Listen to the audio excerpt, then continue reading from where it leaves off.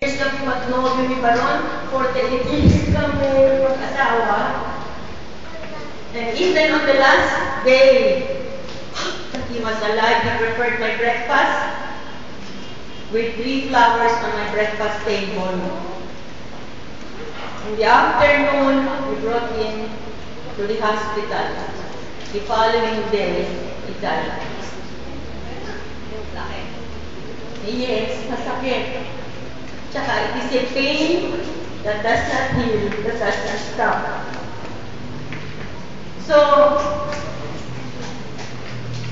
is that our reason why we are here? Yes, when we came into this room, everybody had listens each other. So that's our happiness. So actually, the message this morning, this afternoon, is happiness. Have you asked yourself if you want to change? Is there something you want to change in yourself? Usually, we want to change unhappy things that happen to our life. So we want happiness. Siguro, if we will be asking God, what are the things that we want to change, we want to improve? Siguro sasagutin tayo ng Diyos. Demonstrate the fruit of the Spirit in your life. So what are these fruits that God gave us? Joy, peace,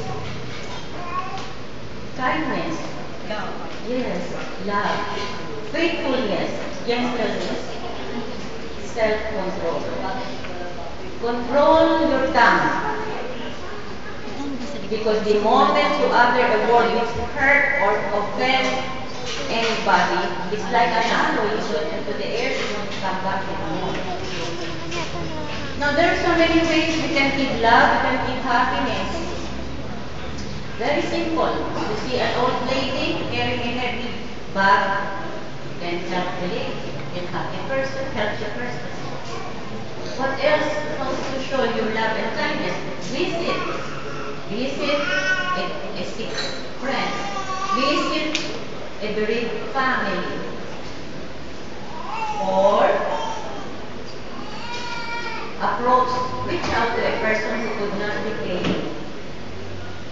Because in these things, then, you get happiness. You give love, you give kindness, love, yun din ang babalik sa'yo. You give kindness, yun din ang babalik sa'yo. So, everybody should enjoy today because life is very short. Baka next year, meron isang kulang sa akin. I'm already required to go. I'm 73. I'm the eldest in this family. Kaya lang yung mga anak ko talagang ginagawa nila ang lahat. Kung pwede yung mga lahat ng oras, pagkayahin ako lahat ng oras, ibigay mo sa akin, papamili ng unang gamot. They do that because they want me to stay with them for longer years. Pero tinatawag na ako pa ron. Huwag kang umiyak ka mabit. Huwag kang umiyak kasi. So let us enjoy this morning. No crying, no crying. This is Christmas It's party. true. It is family day, no? May sabi ni Remy in the gospel for the day concerns family day. It says, the children respect and obey your parents. The parents likewise must also respect their children. So both ways.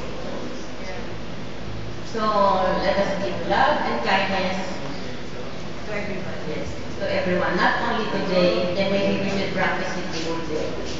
Okay, and I hope next year, everybody will still be present, and may additional pa, there are not coming, si Jack is on the family way, yes, and sino ba yung isa? Maribig. Si Mari. Ha? Si Emmy. Si Maribig may bago. Si Jen, Sino? Merry Christmas and Happy New Year to all my siblings, my nephews, my grand-nephews. No? Merry Christmas and a Happy New Year. Yes, my siblings. So that's my brothers and sisters.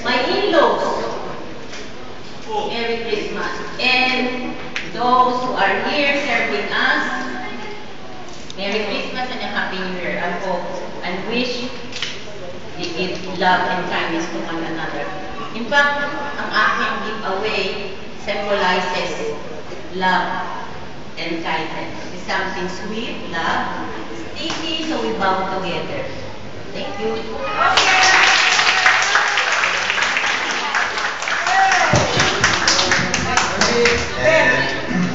And as the saying goes, walang permanente sa mundong ito. So whatever differences we have had and things we have had in the past,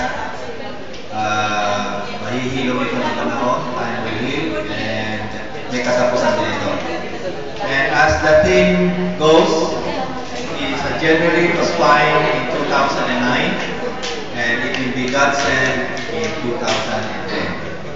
So let's now proceed with the next part of the program, which is games.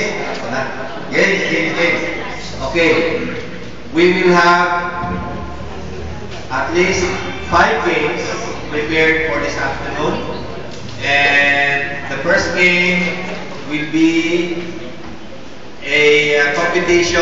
Actually, all the games competition to ng lahat ng family. So regardless of how many representatives per family ang ipadala ninyo, okay lang, basta per family ang panalo. So kahit dalawa lang ipadala ninyo, tatlo ipadala ninyo, o kayong lahat nandoon sa magpa-participate sa per family game, okay lang, kasi family naman yung premyo. The first game is called charade. Okay. Tita Letter, explain Tita Letter. Okay. Yung charade, ito yung merong isang performer. Family, tapos merong isang magtatay sa gitna. Ang trabaho niya is, i-muestra niya kung ano yung title ng song. Christmas lang ito ha, lahat Christmas ito. Lahat yung pagkakatatin natin all about Christmas. So, meron isang family dito, lahat ng family members na dito, yung representative na pinakamagaling mag-acto, siya ang tatayo sa gitna, ipong-muestra niya kung ano yung title ng song na sulat sa papel na ipapapasa sa kanya. For example, sasabihin sa kanya, sasabihin sa kanya, joy to the world. Tapos hahaluan ito.